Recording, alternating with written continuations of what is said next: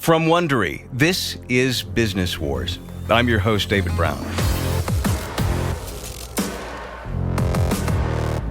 Behind every successful business, there's always a hard-fought war that the public rarely gets to see up close. In Business Wars, we're going to be delving into the most iconic and fascinating battles among rivals, like McDonald's versus Burger King, Nike versus Adidas, or Coke versus Pepsi. Others may be less well known, but they'll be just as dramatic. You'll get a close, inside look into the dynamic, sometimes commanding and cunning entrepreneurs who drive these companies. We'll learn about the strategies these business titans use to trump their rivals. Today, we take you to the front lines with an 8-episode series on the battle between Netflix and Blockbuster, and eventually HBO. It was a war. It lasted 8 grueling years. It left behind casualties, thousands of hollowed-out buildings, and economic losses in the billions. Maybe you or your parents remember those times back in the 90s when you'd get that itch for a movie and hop into your car, turn on the radio, head out for Blockbuster. You remember you pick out your VHS or DVD and stand in line trying to ignore all the popcorn and candy at every turn? If you were lucky, they actually had the movie you came for, but often you left with a second or third choice, and a lot of times the rental fees turned out to be just a down payment because all too often there were hefty late fees too. Around 1997, along came a guy named Marc Randolph. He was a Silicon Valley marketing wizard with a mind like a Waring blender. And he had a mathematician friend named Reed Hastings. Real forward-thinking guy, computer programmer.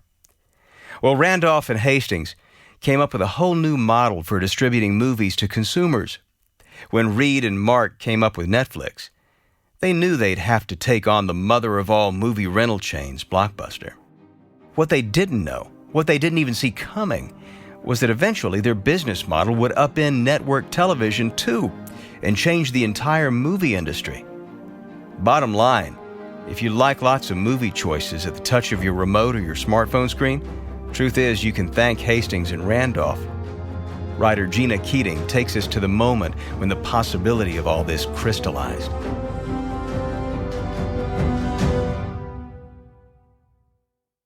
From Wondery and Topic Studios comes Operator, the story of the biggest phone sex company in America, and the men and women, mostly women, who were behind the scenes. Follow Operator on Apple Podcasts, Amazon Music, or wherever you're listening right now. Or you can listen early and ad-free right now by subscribing to Wondery Plus in Apple Podcasts or the Wondery app. From Wondery, this is Business Wars. I'm David Brown.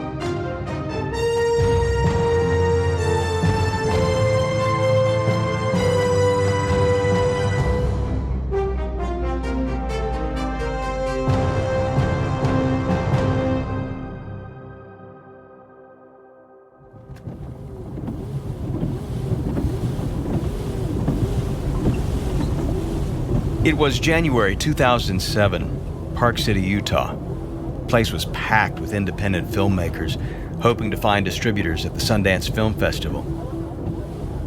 John Antioco, the CEO of Blockbuster, peered out the windshield of his rented Cadillac Escalade at the ski chalets stacked up the mountainside. Antioco was then in his late 50s, with a wreath of salt and pepper hair and an aquiline nose that made him look like a short boxer or a Roman emperor. He can't remember what he wore that Sunday afternoon, but he favored plain, starched white shirts, open-necked with a blue blazer and slacks. His mood was confident, exultant even, but he didn't want to get too far ahead of himself. The street was packed with impatient drivers, and he was looking for a house number. The Escalade's wheels crunched slowly over the snow-packed streets. Antioco didn't want to be late for his meeting, but he also didn't want to maim one of the hipsters in designer boots and winter gear slipping and sliding alongside his car. They were all trying to get to the glitzy parties and film premieres on Main Street.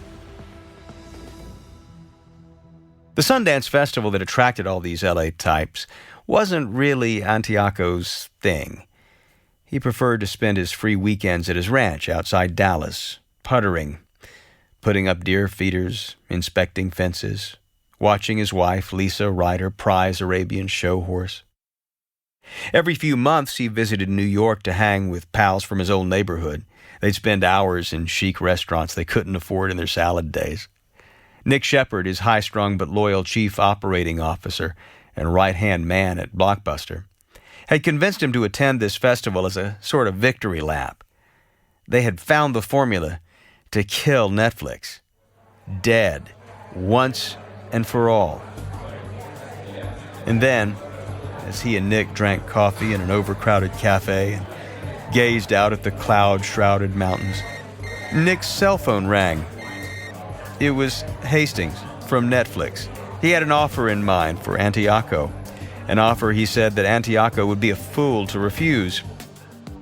Ironically, it wasn't just Hastings who thought he was holding the winning hand. Antioco was convinced it was he that held the ace. In truth, they were both close to folding. But Hastings, the founder of Netflix, could not fathom how Blockbuster could replicate the complex, intuitive, online user interface that he and his co-founder, Marc Randolph, had slaved over for 7 years. But Blockbuster's Antioco thought he had done just that thing. Here's how Antioco remembers that call from Netflix's Hastings. Hey, John, I heard you might be in town for Sundance this year. As a matter of fact, I am. Well, listen, maybe we should get together and talk. I'm going to be in my chalet in Park City all day long. How does lunchtime today work for you? Sounds like a good idea. When he hung up, Antioco said with a slight sneer, "Of course, a chalet in Park City." Antioco and his Blockbuster team were at Sundance to place their orders for the latest DVD releases, and while schmoozing, he picked up a piece of intelligence. Word was Netflix was not doing well, possibly on the ropes, in fact. Hastings sat alone in his chalet, waiting as the gray day warmed a bit and the voices of festival-goers echoed along the street outside. He loved Park City's quaint little town with its clock tower, swank shops, and an old-fashioned theater marquee. He'd bought an old red brick meeting house with a steeple and stained-glass windows and converted it into a vacation home. Here, he and his wife Patty and their 2 children, now in middle school, could escape from overheated, tech-obsessed Silicon Valley to ski, hang out during school breaks, that sort of thing. He hoped that the family trips made up for all the time that Netflix had sucked away. Hastings stayed home in Santa Cruz in Northern California when Patty took the kids to Italy for a study abroad year. Meanwhile, back in Wall Street,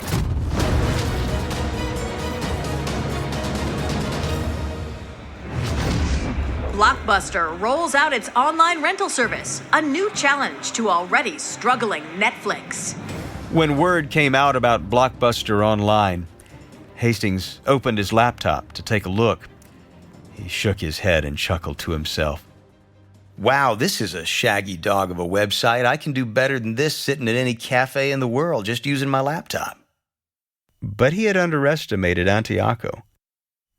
Or maybe he had overestimated his own hand. In truth, they had both miscalculated. The search for each other's jugular would become an acquired taste. Hastings had worked obsessively on the code for Netflix's powerful algorithms that tracked web visitors' every movement and preference, amassing an unmatched treasure trove of information. Despite the supremacy of this powerful data-sucking engine, Hastings would eventually learn that Netflix was a shakier vessel than he realized. His co-founder, Marc Randolph, had described the struggle to keep Netflix alive as pissing blood for years. Hastings paced the house alone, waiting for Antioco. Whether the Netflix gurus had struggled for nothing hinged on the outcome of this meeting. First, he would get Antioco to admit what Netflix's data showed, that Blockbuster was going broke trying to kill Netflix with its new Total Access program. See, Total Access let Blockbuster Online subscribers return their DVDs to any of Blockbuster's 7,000 American stores and rent a new movie immediately. Netflix just couldn't match that kind of convenience. But Hastings knew Antiocho's pressure point. Actually, Blockbuster was losing money on every transaction. The big chain was already $1 billion in debt, and Antiocho's board of directors, led by billionaire investor Carl Icahn, they were yanking on the reins.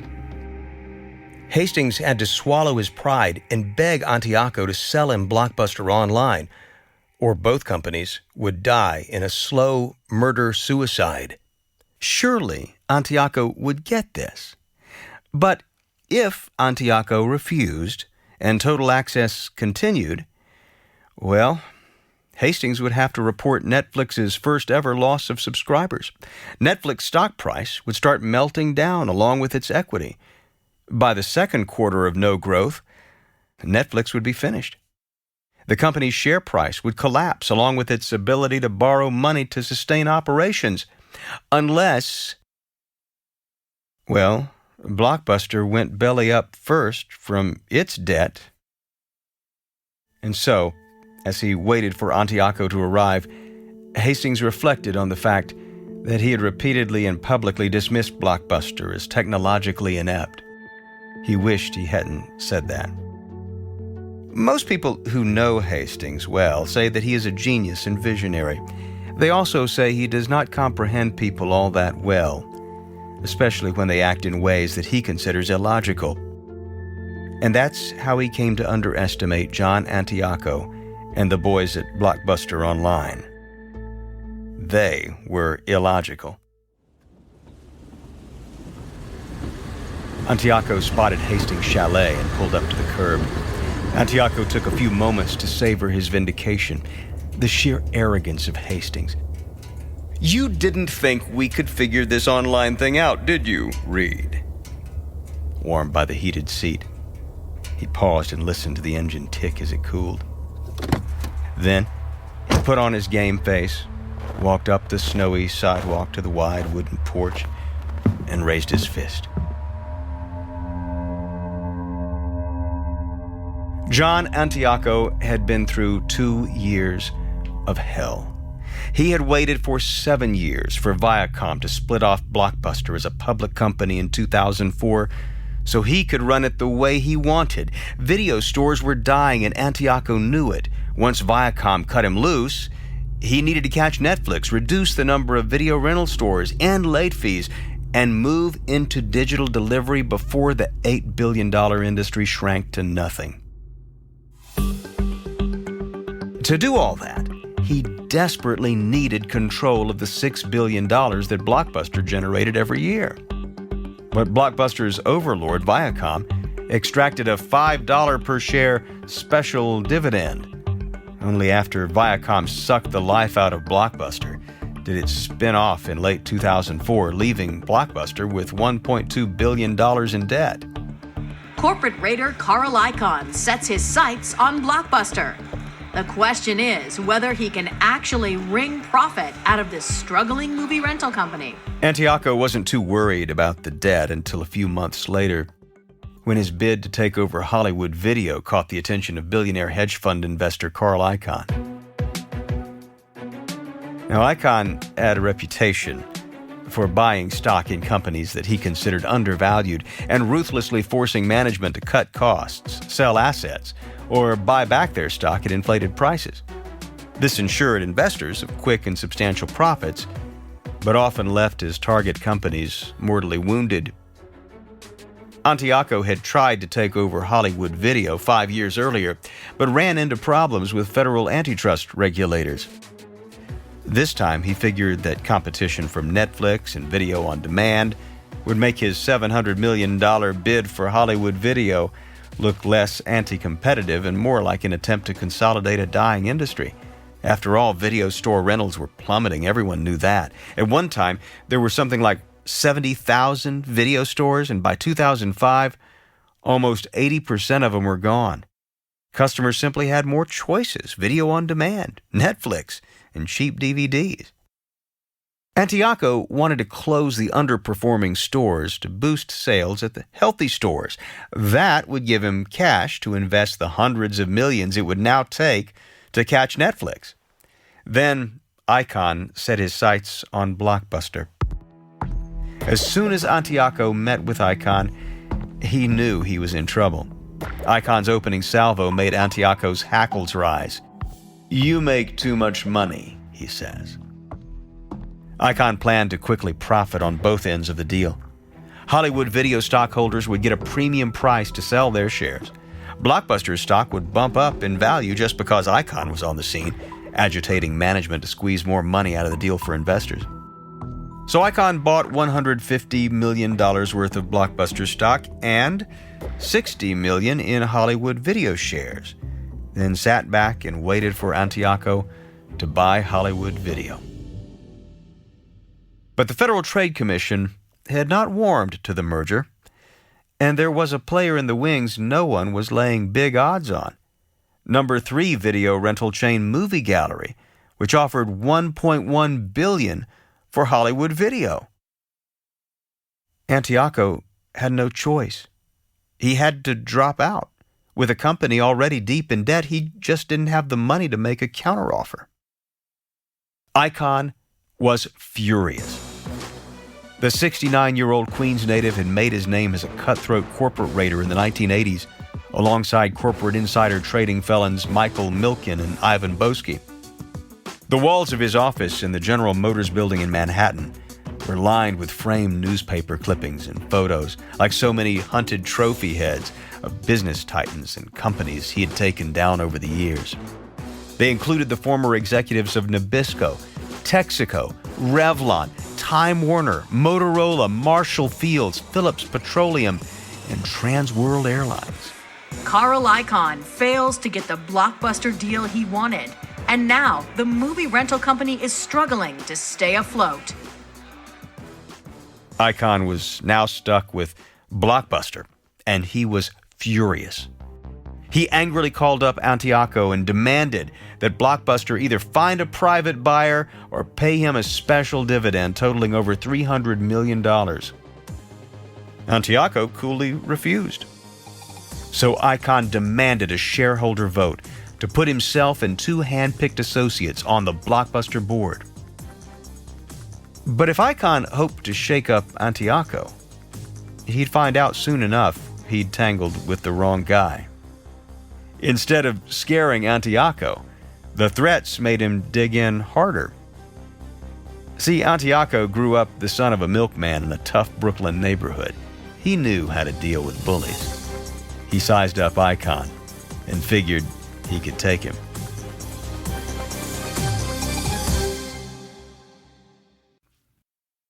Icahn mounted a vicious proxy battle to wrest control of Blockbuster from Antioco. He fired off public letters to shareholders, painting Antioco as a greedy spendthrift who got an unconscionable $51 million in pay, but had no solid plan to pay down Blockbuster's debt or fix its drowning stores. Icahn urged Blockbuster stockholders to put him and 2 cronies on the Blockbuster board and throw Antioco off.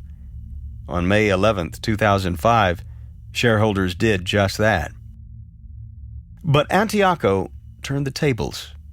He had a clause in his contract that gave him a $54 million payout if he was kicked off the Blockbuster board. He threatened to activate it. Icahn had no choice but to create a new board seat for his hated rival. Then Icahn began a campaign of what amounted to psychological warfare aimed at forcing Antioco to quit. If the Blockbuster CEO left voluntarily, he'd have to bail without his $54 million parachute. At every opportunity, Icahn tried to publicly humiliate Antioco and make his life difficult. Icahn demanded that board meetings be held at his Manhattan office, far from Antioco's Dallas headquarters. At those meetings, he pushed aside Antioco, Blockbuster's chairman, saying he would now preside over meetings. Icahn seemed to take pleasure in letting Antioco's proposals die from neglect. Even more mortifying to Antioco and his team, Icahn insisted that his 26-year-old son, Brett, an aspiring filmmaker, weigh in on any of Antioco's business plans. Icahn called Antioco at his office after hours for long-winded discussions about blockbuster business. When Antioco stopped taking the calls, Icahn complained that Antioco spent more time drinking tequila on his ranch than running the business. Reed Hastings over at Netflix watched it all with wary glee. As long as Icahn and Antioco fought with each other, Blockbuster would not beat Netflix. Hastings followed Icahn's lead, deriding Antioco publicly.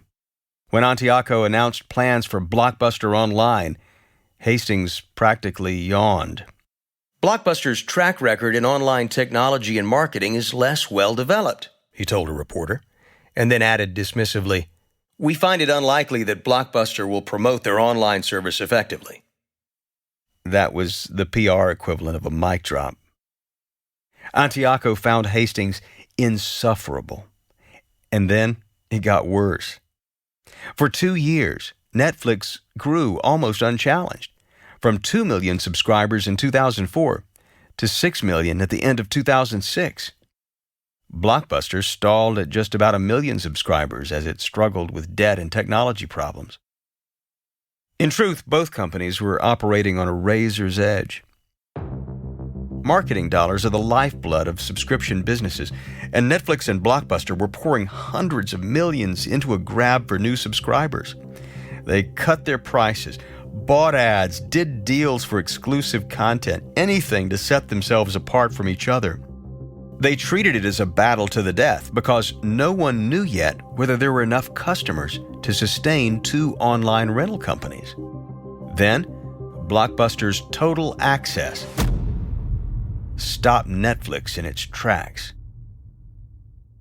Somehow, Antioco managed to win over Icahn with the ridiculously expensive Total Access that allowed customers to drop off movies rented online and pick up movies in a Blockbuster store. And that collaboration made them dangerous, Hastings thought, as he waited for Antioco to arrive at his snowbound chalet. In just 6 weeks, Total Access had nearly doubled Blockbuster's subscriber account to 2 million. Hastings had to stop Total Access, whatever it took. A sharp knock shook Hastings out of his reverie. He met Antioco at the door of the red brick meeting house and settled him in the living room with a beverage. The 2 men sat, a study in contrasts. Hastings, tall and lean, wore a goatee. He was a rumpled nerd with a sharp mind, but he was short on emotional intelligence with a tendency to blurt out painful truths. Antioco, neat and stocky, was a charming storyteller with the patience and reserve of a high-stakes poker player. He was watching Hastings carefully. He waited for Hastings to come to the point. Hastings began awkwardly. John, congratulations on Total Access. It's a great program. I wish now I'd taken your team a little bit more seriously. But John, we are going to have a serious problem next quarter with subscriber growth if you keep this stuff up. I'm sure you guessed that, right? The word from the studios is you're losing subscribers as fast as we're picking them up, Reed. But you are giving away those store rentals. We figure that's got to be costing you what? $2 per rental? Pretty soon, you're going to be spinning yourself right into oblivion. You guys are going to be bankrupt. The minute you quit giving away store rentals and raise your prices, we're going to start growing again. There was a moment of tense silence as the 2 men weighed the stakes. Well, what do you suggest? Antioco said. John, let us buy your subscribers. We are better at online rental. We are just better at technology. There it was, Antioco thought.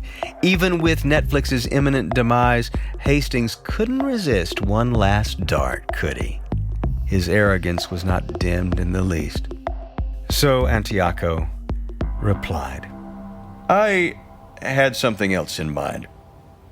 I want to keep the stores and the online business, but Maybe there's a way for us to be partners, maybe in a joint venture. To which Hastings replied, This is not even a business you wanted to be in, John. Okay, stop right here for a moment. Now you're Antioco, and Hastings has just made a Hail Mary move to buy your subscriber base from Blockbuster.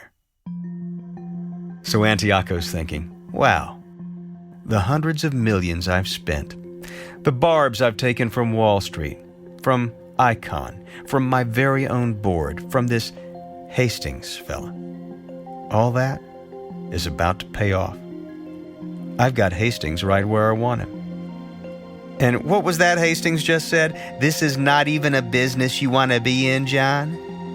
You can imagine John Antioco looking down at the carpet as a slow smile begins to creep across his face. I don't know about that, Hastings. I think we're doing all right.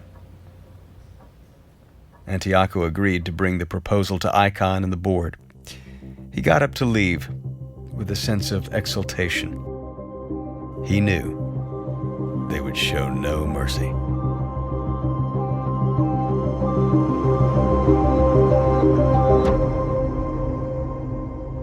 On the next episode of Business Wars, Netflix and Blockbuster land near fatal blows on each other, while Antioco battles against his own board.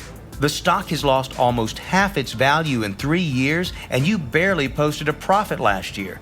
And you think you're entitled to this kind of compensation? I hope you enjoyed this first episode of Business Wars. Please subscribe on Apple Podcasts, Stitcher, TuneIn, or your favorite listening app. You'll find a link on the episode notes. Just tap or swipe over the cover art. You'll also see some offers from our sponsors. Please support our show by supporting them. Hey, if you like what you're hearing, we'd love you to give us a 5-star rating and tell your friends about how to subscribe too. Another way to support us is to answer a short survey at Wondery.com/survey. I'm your host, David Brown. Gina Keating, author of the book Netflix, wrote this story. Karen Lowe is our senior producer and editor. Sound design by Jeff Schmidt. Our executive producers are Hernan Lopez and Ben Adair for Wondery.